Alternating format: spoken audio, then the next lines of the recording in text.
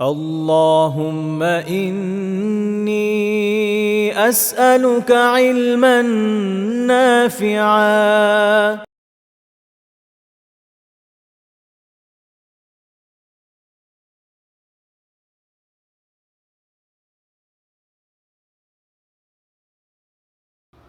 আসসালামু আলাইকুম রহমতুল্লাহি বারাকাতুহু। সবাইকে স্বাগত জানাচ্ছি জীবনাচরণে নববী আদর্শের আজকের দর্শে। আমরা আলোচনা করছিলাম বৃদ্ধদের সাথে, বয়স্কদের সাথে রাসূলুল্লাহ সাল্লাল্লাহু আলাইহি ওয়াসাল্লামের আচরণ নিয়ে, এবং সেখান থেকে আমরা এই বিষয়ক আমাদের যে জীবন আদর্শ তা শেখার চেষ্টা করছিলাম। ইতিমধ্যে 13টি পয়েন্ট আলোচিত হয়েছে। আজকে 14তম পয়েন্ট থেকে আলোচনা শুরু হবে। সেটি হচ্ছে বৃদ্ধদেরকে তিনি আল্লাহ তাআলার সাথে সাক্ষাতের কথা স্মরণ করিয়ে দিয়েছেন। এটা তো মানব জীবনের একটা চরম বাস্তবতা যে যে জন্ম লাভ করে তার একসময় মরতেই হয়, এবং মৃত্যুর স্মরণ মানুষের জন্য আসলে একটা বড় চালিকা শক্তি। সেটা ভালোর ক্ষেত্রেও খারাপের ক্ষেত্রেও। ভালোর ক্ষেত্রে এভাবে যে যার মধ্যে মৃত্যুর স্মরণ রয়েছে সে আল্লাহ তাআলার ভয়ে, মৃত্যুর ভয়ে, এবং কখন মৃত্যু এসে যে এই চিন্তায় নেক আমলে তাড়াহুড়ো করে, বেশি বেশি নেক আমলে নিজেকে সম্পৃক্ত করে এবং যথাসম্ভব নেক আমলের মাধ্যমে জীবনকে অতিবাহিত করার চেষ্টা করে। অন্যদিকে যারা বদ আমলে যুক্ত, তাদের কাছে যেহেতু এরকম মনে হয় যে এই দুনিয়ায় তো একবারই এসছে, আর তো আসবো না, তো যথাসম্ভব মৌজ মাস্তি করে যে কোন দিন মরে যায়। অর্থাৎ মৃত্যুর প্রভাব আছে, সেটা পজিটিভ দিকেও আছে, সেটা নেগেটিভ দিকেও আছে। এখন দেখার বিষয় হচ্ছে যে মৃত্যুর এই বাস্তবতাকে আপনি কিভাবে নিচ্ছেন, কোন কাজে লাগাচ্ছেন। তো মানুষের যত বয়স বাড়তে থাকে, দুনিয়াতে থেকে যাওয়ার আশা আকাঙ্ক্ষাও বাড়তে থাকে। এটা নিয়ে আমরা একটু পরে ইনশাআল্লাহ তাআলা আবার আলোচনা করব। এই অবস্থা থেকে বার্ধক্য ব্যতিক্রম তো নয়, বরং বার্ধক্যের সময় আপনি দেখবেন যে কারো দুনিয়া নিয়ে আরো আকাঙ্ক্ষা জেগে থাকে, দুনিয়া নিয়ে আরো বেশি ব্যস্ত হয়ে যায়, আবার কেউ আল্লাহ তাআলার অভিমুখী হয়। আল্লাহ তাআলা বলেছেন, আওয়ালাম নুআম্মিরকুম মা ইয়াতাযাক্কারু ফীহি মান তাযাক্কার ওয়া জাআকুমুন নাযীর। আল্লাহ তাআলা বলেছেন, আমি কি তোমাদেরকে এতটা বয়স দেইনি যখন কেউ শিক্ষা গ্রহণ করতে চাইলে শিক্ষা গ্রহণ করতে পারত। ওয়া জাআকুম আন-নাযীর, এবং তোমাদের কাছে এসেছিল আন-নাযীর। নাযীর মানে সতর্ককারী। সূরা ফাতির আল্লাহ তাআলা বলেছেন। ইবনু আব্বাস রাদিয়াল্লাহু তাআলা আনহু থেকে ইমাম আব্দুর রাজ্জাক সনআনী রাহিমাহুল্লাহ তাআলা তার তাফসিরে সহিহ সনদে এটা বর্ণনা করেছেন যে ইবনু আব্বাস রাদিয়াল্লাহু তাআলা আনহু এর ব্যাখ্যা করেছে সিত্তুনা সানা, 60 বছর। অর্থাৎ আমি কি তোমাদেরকে এতটা বয়স দিইনি, মানে কি তোমাকে কি 60 বছরের বয়স দিইনি, মানে তুমি অনেক বৃদ্ধ হয়ে গেছো, তোমার বয়স 60 হয়েছে বা 70 হয়েছে, যেটাই হোক অনেক বয়স হয়েছে। শিক্ষা গ্রহণ করার জন্য একজন মানুষের চেয়ে বেশি কতটুকু সময় দরকার পড়ে, কারণ এরপরে আসলে মানুষের স্মৃতিশক্তিও ক্রমান্বয়ে অনেক দুর্বল হয়ে যায়। সে মনেও রাখতে পারে না, সে নতুন কিছু শিখতেও পারে না, তাই না? একটা সার্টেন এইজের পরে মানুষ নতুন কোনো সাবজেক্টে আসলে ওইভাবে এক্সপার্টাইজ আর অর্জন করতে পারে না। খুবই ব্যতিক্রম, খুবই ব্যতিক্রম। ইউজুয়াল কেস হচ্ছে পারে না। তো কেউ যদি হেদায়েত গ্রহণ করতে চায়, হেদায়েতের বিষয়গুলো জানতে শিখতে চায়, তাহলে আসলে তার জন্য ইতোমধ্যে এই বয়সটা একটা লম্বা সময়।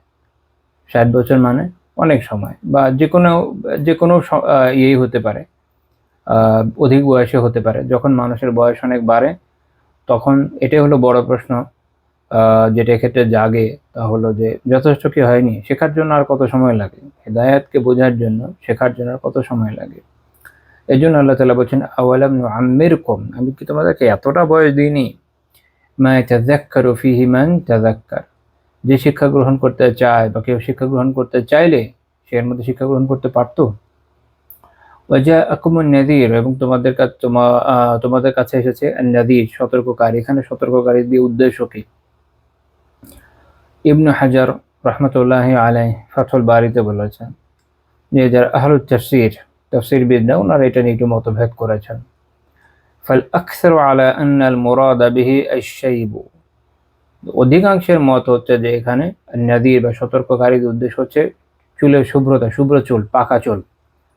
একটা সার্টেন বয়সের পরে মানুষের চুল পাকা শুরু করে, কারো হয়তো একটা পাকে, দুইটা পাকে, গ্র্যাজুয়ালি আস্তে আস্তে বাকিগুলো পাকে, কারো শুরুতে একটু অল্প বয়সে একটা দুটো পাকার পর লম্বা সময় আটকে যায়। আমার নিজেরই কয়টা, ছয়টা তো না হলেও মনে হয় চুল পাকা আছে।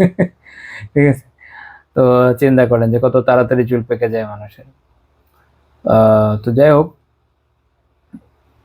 তো তিনি বলছেন লিআন্নাহু ইয়াতি ফি সিন্নিল কুহুলা, এটা হচ্ছে প্রৌঢ়ত্বের বয়সে, ফামা বাদাহা, প্রৌঢ়ত্বের যে বয়স অর্থাৎ 40 বছর বয়স, এটার আশেপাশে বা তার পরে আসে চুল পাকাটা। তো এইটা হচ্ছে এমন একটা সময়, ওহু আলামাতুন লি মুফারাকাতি সিন্নি সাবি আল্লাযী হুয়া মাযিন্নাহুল লাহwi। এটা এমন একটা সময় যখন মানুষের যে যৌবনকাল তা অতিক্রম করার পরের একটা লক্ষণ যে শেষ, ওই টাইমটা চলে গেছে। যৌবনে মানুষের বলে যে অনেক বেশি ভালো শক্তি সামর্থ্য থাকে, সে অনেক জোশের উপর থাকে, তাকে তো কথাও শোনানো যায় না। তো এটা হচ্ছে মূলত আমোদ প্রমোদের সময় বা অবহেলার সময় বলা চলে, মানুষ এভাবে চলে। কিন্তু এরপরে যখন চুল পাকা শুরু হয় তখন এটা একটা লক্ষণ যে হ্যাঁ, তোমার তো এখন তুমি সময়টাকে পার করে চলে আসছো, এটা একটা ট্রানজিশনাল ফেজ মাত্র, গ্র্যাজুয়ালি তুমি এখন বার্ধক্যের দিকে চলে যাবে। এরপরে আর এখন তো আসলে আর ফেরত যাওয়ার কোনো সময় নেই। তো আল্লাহ তাআলা বলছেন যে এরকম সময় যখন চলে আসে তখন কাজ হচ্ছে কি, আল্লাহ তাআলাকে স্মরণ করা এবং এই নিজেকে সতর্ক করা। তো যারা বার্ধক্যে পৌঁছে গিয়েছিলেন, রাসূলুল্লাহ সাল্লাল্লাহু আলাইহি ওয়াসাল্লাম তাদের উদ্দেশ্যে বলেছেন যে আ'যারাল্লাহু ইলা ইমরিইন আখারা আজালাহ হাত্তা বাল্লাগাহু 60 সানা। আল্লাহ তাআলা যার আয়ু দীর্ঘ করেছেন, এমনকি তাকে 60 বছর বয়সে পৌঁছে দিয়েছেন, তার আসলে ওজর পেশ করার কোনো সুযোগ রাখেননি। অর্থাৎ দেখবেন যে অনেকে এরকম মনে করে যে ঠিক আছে, বুড়ো হয়ে অবসরের পরে দিন পালন শুরু করব, আগের সময়গুলোর কি হবে? আগের সময়গুলোকে নিজেকে নিজেকে কাফের মনে হয় নাকি? মুসলিম যদি মনে করে থাকেন তো যখন থেকে সাবালক হয়েছেন তখন থেকেই তো আমল করতে হবে, এটা তো ছাড় দেওয়ার কোনো সুযোগ আছে? সুযোগ নেই। আর দিন পালন এমন একটা বিষয়, এটা তো শুধুমাত্র যারা প্রথাগত কোনো পদ্ধতিতে পড়াশোনা করেছে তাদের মধ্যে সীমাবদ্ধ নয়, সবাইকে করতে হবে, এখানে তো ছাড় দেওয়ার কিছু নাই। তো যত বয়স যেতে থাকবে এটার ওজর পেশ করার সুযোগ তত কমে যাবে। এখন কারো মনে হতে পারে আচ্ছা ওই সময় করবো, তো ওই সময় তো অলরেডি আপনি বুড়ো হয়ে গেছেন, আর নতুন করে শিখবেন কি? জিম জড়ো হয়ে যাবে, চাইলেও যদি আগে থেকে তিলাওয়াত না পেরে থাকেন অনেক চেষ্টা করে খুব বেশি সুবিধা করতে পারবেন না। একই রকম ভাবে অন্যান্য যাই পড়বেন বক্র বুঝবেন, অর্থাৎ এতদিন বিভিন্ন বিষয় যে উল্টাপাল্টা বুঝে অভ্যস্ত, ও পরে আপনি উল্টাই বুঝবেন। এই জন্য দেখবেন যে অবসরপ্রাপ্ত আমাদের দেশে একটা মজার একটা ট্রেন্ড আছে, বিশেষ করে মিলিটারি এবং যারা সরকারের বিভিন্ন জায়গায় চাকরি টাকরি করে, এরা অবসর বয়সের পরে হঠাৎ করে মুখস্থির হওয়ার চেষ্টা করে। তো টাকা আছে, অবসরের পরে পেনশন আছে, ভালো একটা টাকা পেয়েছে, কিছুতে তো লাগানো লাগবে, তো তারা এই ধরনের বিভিন্ন বই টই লেখে। ওগুলো আসলে পড়াও একটা মানসিক স্ট্রাগলের বিষয়। এবং এই দুর্ঘটনা ঘটার কারণ হলো এটা যদি ইভেন এইসব লোকেরা লেখার থেকে কোনো 15 বছর 16 বছর বা 20 বছরের অল্প বয়স্ক বালকও যদি লেখে, যুবকও যদি লেখে, তরুণও যদি লেখে, আমার মনে হয় এটা ভালো হবে। আর তাদের উঠতি বয়স, শেখার বয়স, সে যদি এইটা খুব স্ট্রংলি ডিসিশন নেয় যে আমি ভালো মতো পড়ে শিখে এটা করব, এটা তার জন্য ব্যাপার না। সে ভালো মতো পড়বে, বিভিন্ন জায়গা থেকে রেফারেন্স কালেক্ট করবে, একত্রিত করে লিখবে। কিন্তু ওই বয়সে যখন মানুষ চলে যায় তাকে যদি বলে আসেন এই বয়সে আপনাকে একটা সহজ কাজ দিয়ে, হ্যাঁ, ম্যান্ডারিন শিখেন, দেখবেন ম্যান্ডারিন শিখতে পারবে না, কিছুদিন কসরত করে ছেড়ে দিবে, অথচ সে গেছে আল্লাহ তাআলার কালাম ব্যাখ্যা করতে। আপনার বয়স নেই, চলে গেছে, এটা আরো আগেই করা উচিত ছিল, করতে চাইলে আরো অনেক অনেক আগে করা উচিত ছিল, এবং সে যোগ্যতাটা এর মধ্যে তাহলে আপনার অর্জিত হয়ে যেত। দেখা যেত যে আপনি যা বুঝছেন এখন ঠিকই বুঝছেন, কিন্তু আপনি তো উল্টো ট্রেন, আপনার ট্রেনিংয়ে হয়েছে উল্টো। এখন আপনি ওখান থেকে কীভাবে আর বের হয়ে আসবেন বলেন?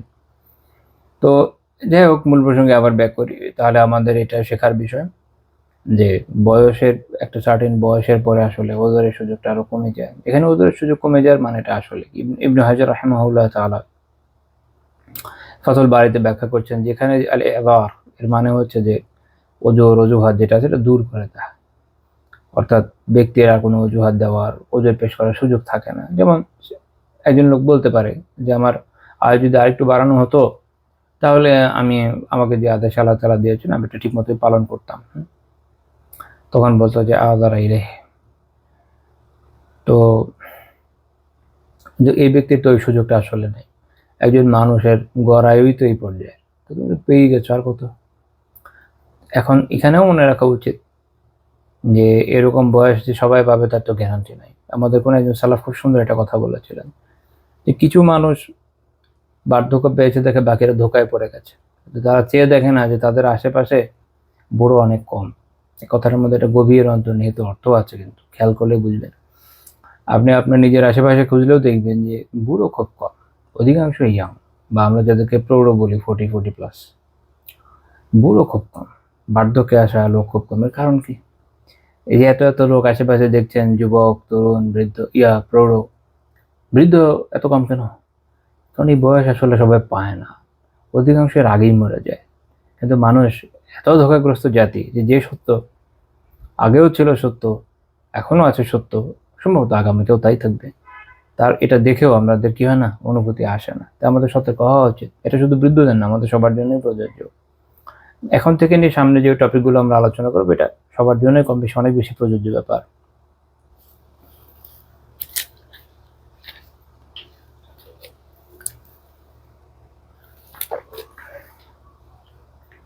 তিনি দুনিয়া এবং সম্পদের আসক্তি থেকে তাদেরকে সতর্ক করতেন। এটা একটা খুব গুরুত্বপূর্ণ বিষয়, দুনিয়ার আসক্তি এবং সম্পদের আসক্তি। আমরা আগেও আলোচনা করেছি যে শরিয়া দুনিয়াকে, সম্পদকে খুব নেগেটিভলি দেখে নেই। সম্পদ এবং দুনিয়া দুটোই আসলে আমাদের জন্য একটা পুলের মতো, বা বলতে পারেন যে আমাদের গন্তব্যে পৌঁছার একটা রাস্তার মতো। তো এটা অর্জন করেন, এটাকে কাজে লাগান, যেভাবে রাস্তাকে মানুষ কাজে লাগায়, যেভাবে পুলকে মানুষ কাজে লাগায়, কোনো সমস্যা নেই। কিন্তু ওখানে যদি ওইটারই যদি আপনার আসক্তি হয়ে যায়, আপনার যদি মনে হয় যে আচ্ছা এই রাস্তাটা অনেক সুন্দর, আশেপাশের দৃশ্য তো খুব সুন্দর, এখানেই থেকে যায়, দুনিয়ার সব মানুষ আপনাকে পাগলই বলবে, তাই না? একটা বড় হাইওয়ে দিয়ে কোথাও আপনি যাচ্ছিলেন, দেখতে খুব সুন্দর, আশেপাশের সিনারি অনেক সুন্দর, মনে হলো এত সুন্দর জায়গা ছেড়ে বাসায় গিয়ে কি করবো, তো এখানে দেখি একটা তাঁবু টাবু টানিয়ে থেকে যাওয়া যায় কিনা, সবাই আপনাকে উন্মাদি বলতে পারে। তো দুনিয়া এরকম, দুনিয়া এবং দুনিয়ার সম্পদের বিষয় এরকম। অর্জনে কোনো সমস্যা নেই, সম্পদ তো খায়ের, কিন্তু এটা খায়ের কাজে লাগাতে হবে, তাহলে কাজে আসবে, না তো কাজে আসবে না। রাসূলুল্লাহ সাল্লাল্লাহু আলাইহি ওয়াসাল্লাম বলেছেন, লা ইয়াজালু কলবুল কাবীর, লা ইয়াজালু কলবুল কাবীর শাব্বা ফি ইসনাতাইনি, লা ইয়াজালু কলবুল কাবীর, অর্থাৎ কলবুল কাবীর বোঝানো যায় শাইখ, অর্থাৎ যে বৃদ্ধ মানুষ বা যে বয়স্ক বেশ, তার যে অন্তর, এটা কি হওয়া থেকে কখনো দূরীভূত হয় না, শাব্বান অর্থাৎ কওয়িয়ান ফি ইসনাতাইনি ফি খাসলাতাইনি, একদম সহজ কথায় দুইটা এমন খাসলাত, দুইটা এমন বৈশিষ্ট্য, এমন একটা বিষয় রয়েছে যেটা থেকে একজন বৃদ্ধ মানুষের মনও কখনো দুর্বল হয় না, সবসময় এই দুইটার চাহিদা শক্তিশালী হতেই থাকে তার ভিতরে। দুইটা বিষয় এমন আছে যার চাহিদা একজন বৃদ্ধ লোকের অন্তরে সবসময় শক্তিশালী হতে থাকে। কি কি? হে হব্বিদ দুনিয়া, একটা হচ্ছে দুনিয়ার ভালোবাসা, ওয়াতুলিল আমাল, আরেকটা হচ্ছে দীর্ঘ আশা। দুইটার অর্থ হচ্ছে কি? ফি হব্বিদ দুনিয়া মানে হচ্ছে জাকারিয়া আনসারী রাহিমাহুল্লাহ তাআলা মিনহাতুল বারীতে ব্যাখ্যা করেছেন, আইল মাল, দুনিয়ার ভালোবাসা মানে সম্পদের ভালোবাসা, সম্পদের মোহ। এটা বয়সও বাড়ে, এটার আপনার মোহও বাড়ে, আরো শক্তিশালী হয়, চাওয়ার আকাঙ্ক্ষা অনেক বাড়ে। আমাদের মাঝে মাঝে মনে হয় না যে এই যে যারা বিলিয়নিয়ার্স আছে, এদের কারো কারো অবস্থা আপনি খেয়াল করে দেখবেন, এত বয়স্ক হয়ে গিয়েছে, এত সম্পদ এসে কি করবে, তাই না? এদের কারো মানে কিছু কিছু মানুষের সম্পদ এমন যে এদের একটা উদ্ধৃত অংশ একত্রিত করলে, কোনো কিছু রিপোর্ট আছে, আই হোপ আপনারা জানেন, ফাও কিছু রিপোর্ট করেছিল, আসলে আরো অনেকেই করেছিল যে অমুক অমুকের বা তমুক তমুকের সম্পত্তির এই একটা অংশ যদি ব্যয় করা হয়, খুবই ছোট নগণ্য অংশ, তাহলে আফ্রিকার খাদ্য সংকট দূর করা সম্ভব। মানে এত সম্পদ এদের কাছে, এগুলো তো তারা খেতে পারে না, আবার বয়সের কারণে উপভোগও করতে পারে না। কারো কারো অবস্থা তো এরকম যে তাদের এত বেশি ডায়েট করতে হয়, বিভিন্ন বিষয়ে খাবারের ব্যাপারে এত বেশি মেনটেন করতে হয় যে আসলে টাকা তার কেমন কোনো মহা কাজে আসে না। আছে, দেখে ভাল লাগে এইটুকুই, কিন্তু হুব্বুল মাল আসলে সম্পদের মোহ আকর্ষণ পাগল বানিয়ে দিচ্ছে। ওয়াতুলুল আমাল হচ্ছে কি, দীর্ঘ আসার উদ্দেশ্য হচ্ছে আল আমর, জীবন। এটা কোনো হাদিস থেকে জানা যায়, এটা আপনার পরে আবার বলবেন ইনশাআল্লাহ, একটু পরে আবার আলোচনা করবো এই প্রসঙ্গে। আর এটা হচ্ছে জীবন, আশা থাকে আরো বাঁচবো, তখন তার আশা আরো বেশি বাড়তে থাকে, তার মনে হয় আরো বাঁচবো। নেককার দিনদার মানুষের চিন্তা থাকে এরকম, আর চলে যাব, সময় হয়ে যাচ্ছে, প্রিপারেশন নিতে থাকি। আর এদের হয় এরকম যে আরো বাঁচবো। তো যেহেতু আরো বাঁচার আকাঙ্ক্ষা থাকে, তো এই জন্য আরো সম্পদ জমা করতে চায়, যেটা আসলে তার কাজে আসবে না। কতই বা বাড়ি বানাবে, বাড়ি কতগুলো বানিয়েই লাভ কি, থাকবে কোথায়? থাকতে তো আর পারে না। কেউ কেউ এত বড় বড় বাড়ি বানিয়ে রেখেছে, তার বিশাল অংশ হয়তো নিজেরও কখনো যাওয়া হবে না। ওই সুযোগ কোথায়, তার সময় কোথায়? দেখানো মানুষকে যে আমার অনেক টাকা আছে। আবার এই সমস্যাটা আপনি দেখেন যে আমাদের দেশে যারা মন্ত্রিত্বের পদে যায়, ক্ষমতায় যারা বসে, তাদের একটা বিরাট অংশ সাধারণত অনেক বয়স্ক হয়, 70-80 এরকম রেঞ্জে বয়স দেখবেন। এদের কারো কারো অবস্থা এরকম। এটা মানে একটা গভর্নমেন্টের সাথে স্পেসিফিক না, আপনারা বিভিন্ন গভর্নমেন্টে দেখবেন যে অনেকে কি বলছে তার খবরও নেই, মানে আউট অফ হিজ মাইন্ড, বয়সের কারণে। এবং বিপুল দুর্নীতি তো চলছে এর মধ্যে। আমি আগে ভাবতাম যে এত দুর্নীতি করে কি করবে, মানে এই টাকা দিয়ে সে আসলে করবে কি, তার তো অনেক বয়স হয়ে গিয়েছে। কিছুদিন পর পর সিঙ্গাপুর যাওয়া লাগে, তাই না, টেস্ট জন্য, হেলথ চেক আপের জন্য। এত সম্পদ তো তার আসলে কোনো কাজে আসবে না। কিন্তু না, সেটা কিন্তু এর পিছনে পড়ে আছে কেন? ওই যে এই সমস্যা, যখন দুনিয়াদার ব্যক্তি হবে, দিনদার না, যার আখিরাত প্রীতি আছে, যার আল্লাহ প্রীতি আছে, আল্লাহ তাআলার সাথে মোলাকাতের জন্য যে অস্থির হয়ে আছে, এমন না। যখন দুনিয়াদার হবে, তখন তার মধ্যে দুনিয়ার ভালোবাসা এরকম বাড়বে, অর্থাৎ মালের ভালোবাসা বাড়বে, সম্পদ জমা করার জন্য সে পাগল হয়ে যাবে। তো এখন মনে হচ্ছে যার এই বয়সে এসে পেয়েছি সুযোগ, কামাতে থাকি, তার এটা নিয়ে চিন্তা কিন্তু নাই যে আমি এগুলো ভোগ করবো কবে। আর 2 নম্বর হলো, তার এই উচ্চাসা আছে যে আমি আরো বাঁচবো এবং এটা দিয়ে কত কি করা যায় দেখি। তো এইটা হচ্ছে দুটা বিশাল রোগ, যেটা পরস্পর সম্পৃক্ত, এবং এটা এই বয়সের মানুষদেরও কি করে, বিভিন্ন পাপের মধ্যে লিপ্ত করে ফেলে। তো এই দুইটা বিষয় থেকে যেন সতর্ক করা হয়েছে। এটা শুধুমাত্র তাদের জন্য না, সবার জন্যই প্রযোজ্য। মাত্র যে হাদিসটা বললাম সহিহ বুখারী 6420 নম্বর হাদিস, সহিহ মুসলিমের 1047 নম্বর হাদিস এইভাবে এসছে, ইয়াহরুমু ইবনু আদম ওয়া তাশিব্বু মিনহু ইসনাতান। মানুষ বয়স বাড়ে মানুষের, এবং তার মধ্যে দুটো বিষয় জোয়ান হতে থাকে। এখানে বুঝেন বিষয় যে ইয়া হরম দিয়ে যেটা বোঝানো হচ্ছে, এটা হারিমুন, এর মানে হচ্ছে কাবিরা ওয়া দুউফা। এর মানে হলো যে যখন মানুষ বড় হতে থাকে, বৃদ্ধ হতে থাকে, বয়স বাড়তে থাকে মূল কথা, এবং ধীরে ধীরে দুর্বল হতে থাকে, এই যে একটা ওয়ে, এটার কথা বলা যায় যে মানুষ যত বয়স্ক হতে থাকে এবং দুর্বল হতে থাকে। এই জন্য ইমাম আব্দুর রহমান ইমাম মুবারকপুরি রাহিমাহুল্লাহ তুহফাতুল আহওয়াদিতে বলেছেন এটার ব্যাখ্যায়, আইয়াশিবু ওয়াল হারামু কিবারুস সিন। এটার অর্থ হচ্ছে যে একজন মানুষ যখন ধীরে ধীরে বার্ধক্যের দিকে যেতে থাকে, এবং আল হারামু দিয়ে বোঝানো হচ্ছে যে অনেক বয়স যখন হয়, তখন কি হয়, ওয়া তাশিব্বু মিনহু ইসনাতান, তার মধ্যে তখন দুইটা বিষয় যুবক হতে থাকে, অর্থাৎ শক্তিশালী হতে থাকে ধীরে ধীরে তার ভেতরে। এই দুইটা বিষয় কি? একটা হচ্ছে আল হিরসু আলাল মাল, সম্পদের প্রতি লোভ। আরেকটা হচ্ছে ওয়াল হিরসু আলাল উমর, বয়সের প্রতি লোভ। ওই যে বলেছিলাম যে আরেকটা হাদিস আসবে যেটাতে পুরো ব্যাখ্যা চলে আসছে। আল হিরসু আলাল উমর অর্থাৎ এই টুলিহি, অর্থাৎ দীর্ঘ হোক তার জীবনে, আকাঙ্ক্ষা, এই লোভ তার মধ্যে বাড়তে থাকে। ওয়াল হিরসু আলাল মাল, সম্পদের প্রতি লোভটা হচ্ছে আই আলা জামিহি ওয়া মানআহি, সেটা হচ্ছে যে সে আরো সম্পদকে জমা করতে চায় এবং হকদারকে দেওয়া থেকে বিরত থাকতে চায়। মানে সে চায় যে অনেক বাড়ুক এবং হকদার কাউকে দিব না। এক্ষেত্রে আপনারা দেখবেন এই জন্য যারা অনেক বড় বড় ইন্ডাস্ট্রিয়ালিস্ট আছেন, অনেকের ক্ষেত্রে এটা বাস্তব যে তাদের সম্পদের বিশাল অংশ আসলে হলো খেলাপি ঋণের। তো এখানে যারা আসলে তার কাছ থেকে টাকাটা পায়, এদের কাছে কখনোই দিবে না, মেরে দেওয়ার জন্যই নেয়া। এটা দেশে ল্যাভিশ লাইফ লিড করবে। অনেক সময় আত্মীয় স্বজনকে হক দেওয়া হয় না, আত্মীয় স্বজনেরটা মেরে দেয়, শেয়ার মেরে দেয়, এটা ওটা মেরে দেয়। আবার এক ফ্যামিলির মধ্যে অনেকগুলো পার্টের মধ্যে দেখবেন ঝামেলা হয় মাঝে মাঝে, এগুলো তো মাঝে মাঝে নিউজে আসে।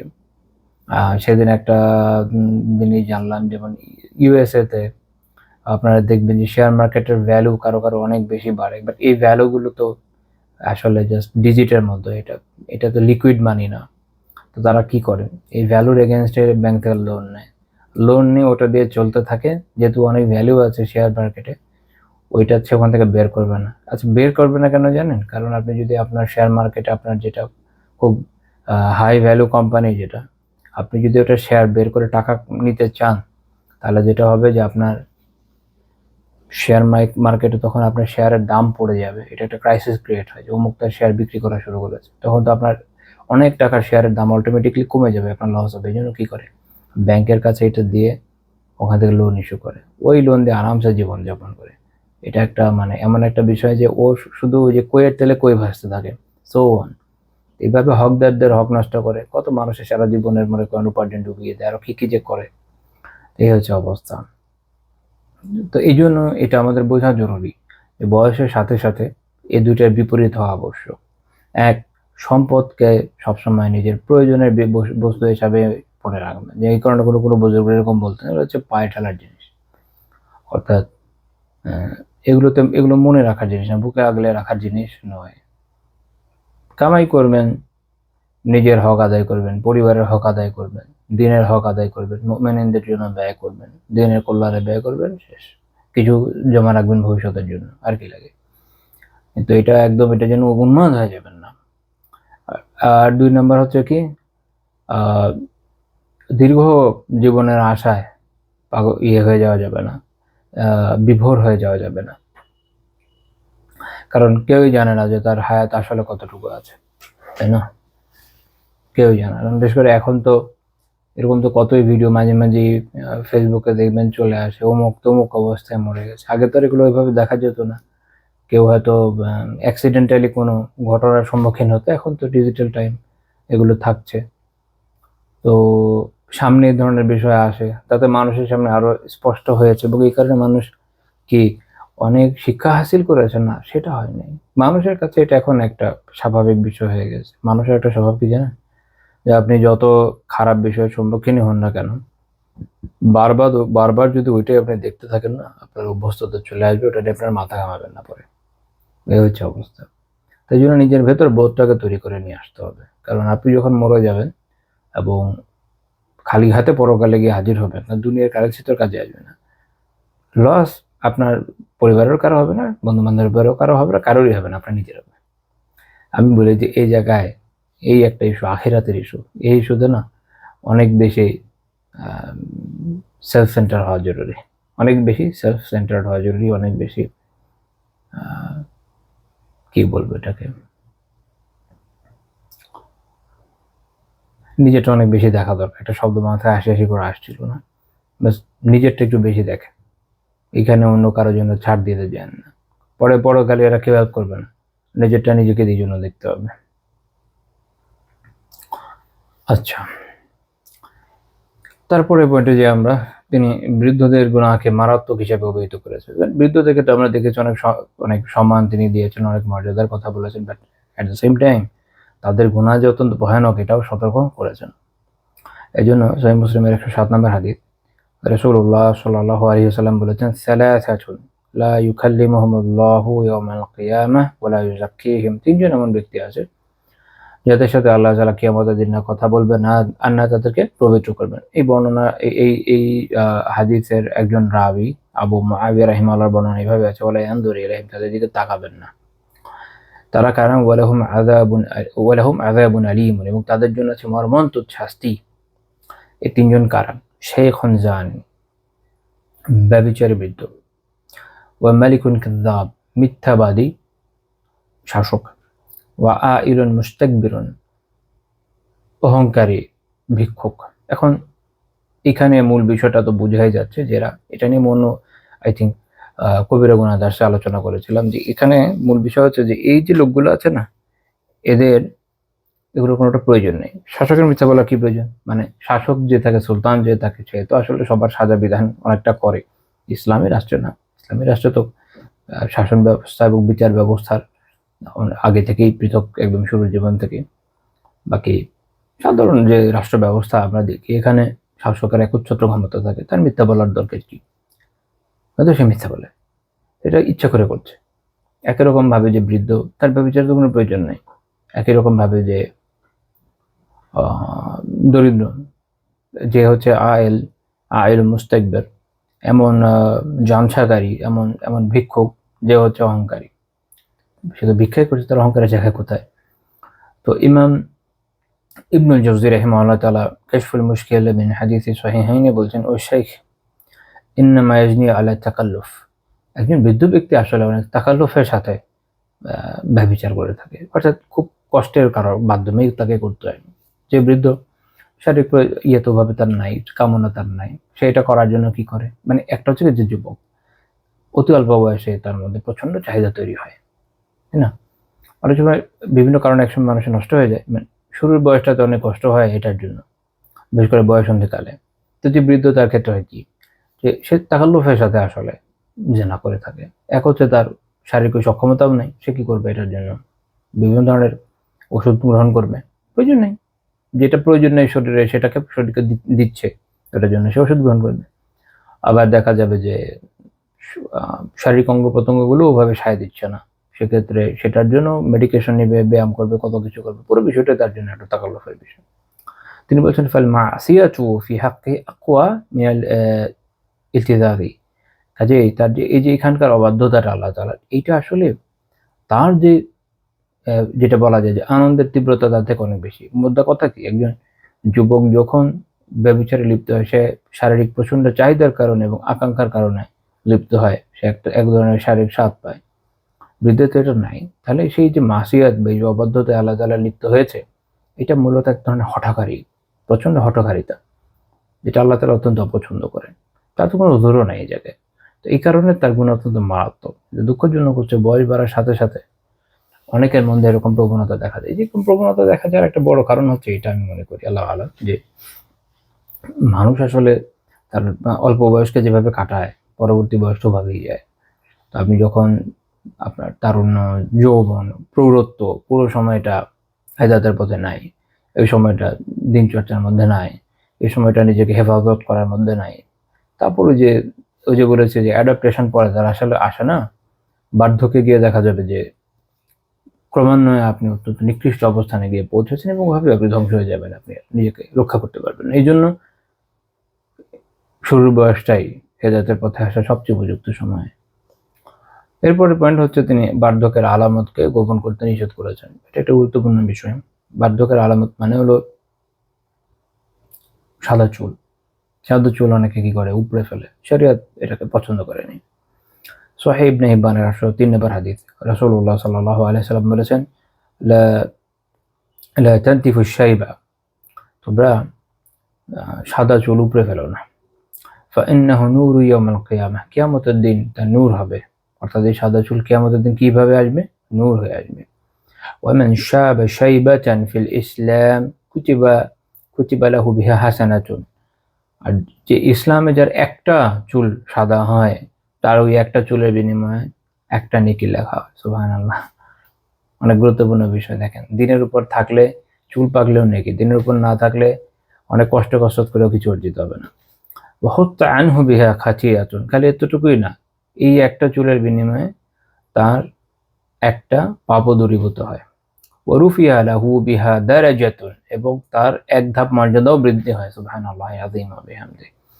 এটা এমন একটা আমল যেটা কিছু না করার মাধ্যমে অর্জিত হয়, কিছু না করার মাধ্যমে অর্জিত হয়। অর্থাৎ আপনি যদি উঠিয়ে ফেলেন তাহলে এটা আপনি পেলেন না, কিন্তু যখন একটা চুল পাকলো, এটা আপনি রাখলেন এবং একটা চুল উঠলো, এটার বিনিময়ে, অর্থাৎ এটা তো আপনি নিজে থেকে কিছুই আসলে করছেন না, কিন্তু এই কিছু না করারই বিনিময়ে আপনি পাচ্ছেন একটা নেকি, একটা গুনাহ মাফ হয়ে যাওয়া এবং নিজের দারাজাত এক ধাপ বৃদ্ধি পাওয়া।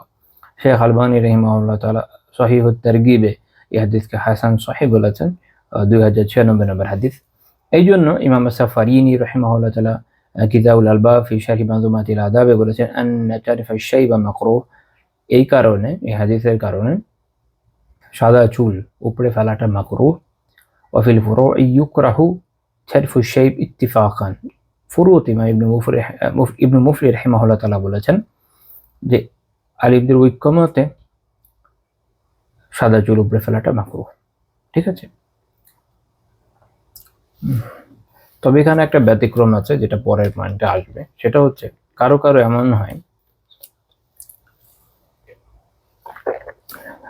এমন হয়, যে তার চুল এমন অদ্ভুত রকমের সাদা হয়েছে যেটা মোটেও দেখতে সুন্দর না। আর ইসলামের একটা বিষয় হচ্ছে যে সৌন্দর্য রক্ষা করা। এখানে একদিকে যেমন নির্দেশ দেওয়া হচ্ছে যে উপরে না ফেলো, আরেকদিকে অন্য হাদিসে আমরা দেখি চুল তো রাঙাতেও বলেছেন চুল দাড়ি। সেটা কখন? সেটা হচ্ছে তখন যখন সেটা দেখতে খুব বেশি সুবিধাজনক না। ওইটার একটা হাদিস আমরা, একটা না একাধিক হাদিসই আমরা দেখবো।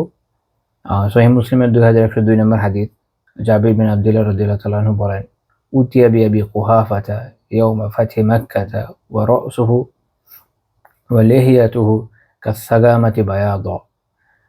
আবু কুহাফা রাদিয়াল্লাহু তাআলা আনহু, যিনি আবু বকর রাদিয়াল্লাহু তাআলা আনহুর বাবা, তাকে মক্কা বিজয়ের সময় রাসূলুল্লাহ সাল্লাল্লাহু আলাইহি ওয়াসাল্লামের কাছে আনা হলো। আমরা গত দিনের দর্শে তার কথা আলোচনা করেছি। তো তার চুল এবং দাড়ি ছিল সাগামা, গাছের মতো সাদা। এই সাগামাটা আমাদের এলাকায় হয় না, কাজে এটার হুবহু নাম দেওয়া সম্ভব না। কেউ কেউ কাশফুলের অনুবাদ করেন, বাট সাগামা আসলে কাশফুল না। সাগামাকে আপনি ইংরেজিতে বলতে পারেন যে ফিদার গ্রাস বা প্লাম গ্রাস। আপনার বলা এটা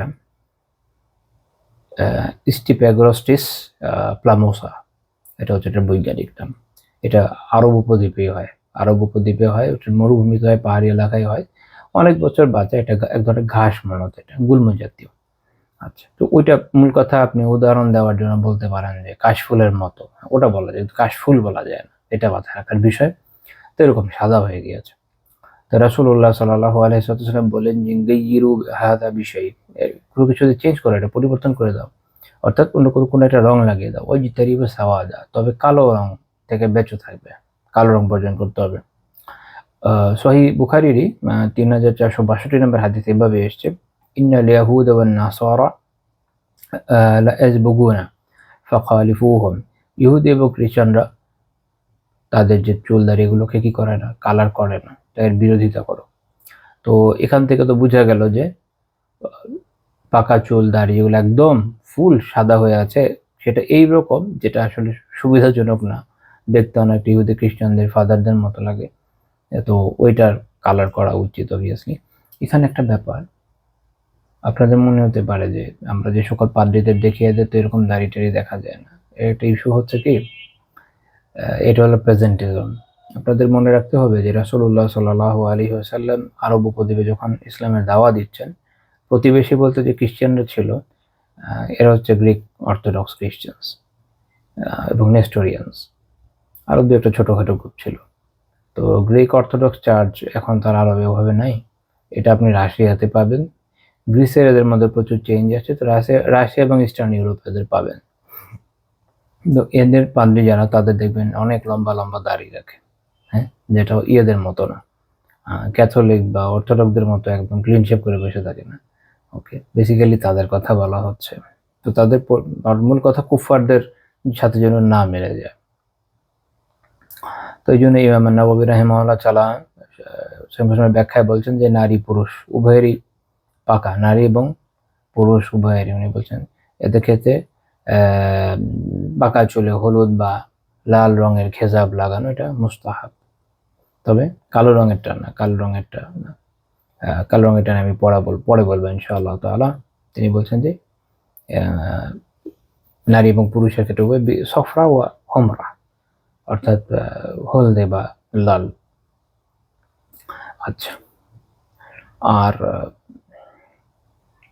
এখানে একটা বিষয় হলো সাহাবীদের মধ্যে এটা নিয়ে একটা মতভেদ দেখা যায় যে কোন রংটা দেওয়াটা উত্তম। তো এমনিতে এই বিষয়ে মারফু সহিহ হাদিস আমার জানা মতে নাই। আবু দাউদের একটা রায়াত কেউ উল্লেখ করেন দাইফ, ওটা এরকম ক্ষেত্রে গ্রহণযোগ্য না। তো রাসূলুল্লাহ সাল্লাল্লাহু আলাইহি ওয়াসাল্লাম তার নিজের যে পাকা চুল, এটা পরিবর্তন করেন, এতে রং লাগাননি, মনে রাখতে হবে। এই জন্য অনেকে বলেছেন যে খিজাব না লাগানোই উত্তম। এটা হচ্ছে ওমর রাদিয়াল্লাহু তাআলার মত, আলী, ওবাই এবং অন্যান্য সাহাবীদের রাদিয়াল্লাহু তাআলা আনহুম আজমাইনের মত। তো এতে এটা বুঝে নেন, এটার মূল কারণ হচ্ছে যে যখন আপনার জাস্ট কয়েকটা চুল, কয়েকটা দাড়ি সাদা, তখন অল্প একটা, দুইটা, চারটা, পাঁচটা, ছয়টা, এরকম অল্প অল্প, তখন না লাগানো উত্তম উত্তম, কারণ আল্লাহ রাসূল নিজে লাগান নাই। আর এটা হচ্ছে ইমাম নবী রাহিমাহুল্লাহ উল্লেখ করছেন। আর কারো মতে লাগানো উত্তম, যেটা অনেকে করেছেন, সেটা কোন হিসাবে, যখন দেখা যাচ্ছে অনেক বেশি। এখন ওইটা নিয়েও একটা মতভেদ হলো এখানে যে কোন রংটা উত্তম। যেমন ইবনু ওমর, আবু হুরায়রা রাদিয়াল্লাহু তাআলা আনহুম, আলী রাদিয়াল্লাহু তাআলা থেকে একটা মত এরকম পাওয়া যায় যে ওনারা হলুদ রঙের খেজাব লাগাতেন।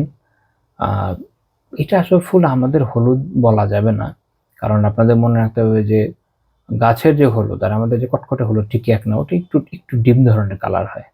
ঠিক আছে, বাকি আমি যদি আপনি আমাকে কালার ব্লাইন্ড বলেন, এটা বলতে পারেন, মানে আমি কালার ভালো বুঝি না, বুঝছেন। বিশেষ করে মহিলারা যেভাবে মাশাআল্লাহ কালার বুঝে, ধারা কাছে আমি বুঝি না। আমার কাছে দুনিয়া জাস্ট কয়েকটা কালারের সীমাবদ্ধ। হ্যাঁ, ওটার মধ্যে এতগুলো ভাগ থাকে, আমি জানিই না। অনেকে অনেক সময় বলে এটা এই কালার ওই কালার, আমি বুঝি না। আমি একবার, আমার নিজের একটা মজার হিস্ট্রি আছে। অনেক আগে আমি কোনো একটা ডিজিটাল কোনো একটা কাজ ধরেন আমি শিখেছি, যেটা 2014 শিখেছি। তো ওই সময়টা খুবই ভ্যালুয়েবল ছিল। বাংলাদেশে এটার এক্সপার্ট খুব কম ছিল, মানে ওটার প্রস কন সবই আমার মোটামুটি জানা। বাট প্রবলেম ইজ ওটাতে কালার সেন্স খুব জরুরি। তো আমার যিনি গুরু ছিলেন, তিনি এবং তার যিনি গুরু ছিলেন, তারা দুজনে এই বিষয়ে অনেক হাইলি এক্সপার্ট, এবং মাশাআল্লাহ দুজনে খুব ভালো আর্ন করতেন। একজন তো দেশের বাইরেই চলে গেছিলেন, বাংলাদেশে ওনার আসলে ওনার ক্যালিবারের জব ছিল না ওই সময়, পরে এখান থেকে জব নিয়ে ওনাকে নিয়ে গেছে। তো আমার যেগুলো, উনি একদিন খুব দীর্ঘশ্বাস ছেড়ে বললেন যে ভাই, আপনার এটা আপনাকে দিয়ে হবে না, কারণ আপনার মেয়েলই চোখ নেই। আমি মেনে নিলাম সেটা সত্য, কারণ কালারই মানে ডিফারেন্সিয়েট করতে পারছি না, এটা এটা এটার মধ্যে পার্থক্য কোন জায়গায়। এর প্রসঙ্গে বললাম যে আমি একদম ওই কালারের বিষয়ে অত ভালো ঢুকবো না, মোটামুটি জাস্ট এটা বলি, এটা একটু ডার্ক টাইপের। আচ্ছা, আর কারো কারো মত হচ্ছে যে মেহেদি এবং কাতামের মিক্সচার, এটা হলো একটু লালচে কালো হয়। ফুল আমাদের অনেকে যে মাশাআল্লাহ পুরো লাল রং বানান, বিষয়টা এরকম না। এটা হলো মেহেদি এবং কাতামের একটা মিক্সচার, যেটা এক ধরনের লালচে কালো টাইপের রং তৈরি করে। আল্লাহ জানে খয়েরিও বলা যেতে পারে কিনা। তো কেউ জাফরান দিয়ে রং করতেন, এরকম এক একজন এক এক রকমের কালার ওনারা দিয়েছেন। তো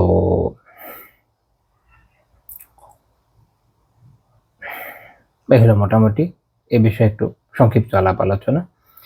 বাকি বাস্তবতা হচ্ছে এইটা যে খেজাব এর বিষয়ে ইমাম হাজ্জাবী রাহিমাহুল্লাহ তাআলা আল ইকনাতে যেটা বলেছেন এটা সুন্দর। উনি বলেছেন যে ইউসান্নু খিজাবুহু বিহিন্নাই ওয়া কাতাম, হেন্না এবং কাতামের যে খেজাব, এটা দেওয়াই সুন্নাহ, বিভিন্ন দলিল এবং সাহাবীদের আমলের উপরে।